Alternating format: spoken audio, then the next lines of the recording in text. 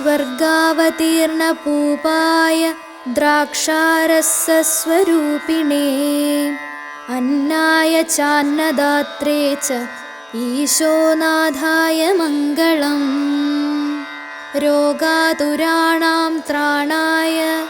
जीवनौषधदायिने मृत्युवक्त्रे प्रतीक्षायै ईशोनाथाय मङ्गलम्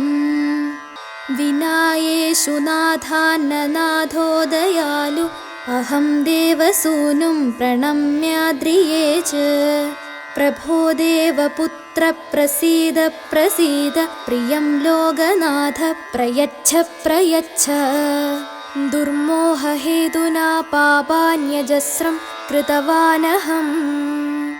विमुञ्चत्वं क्षमस्वत्वम्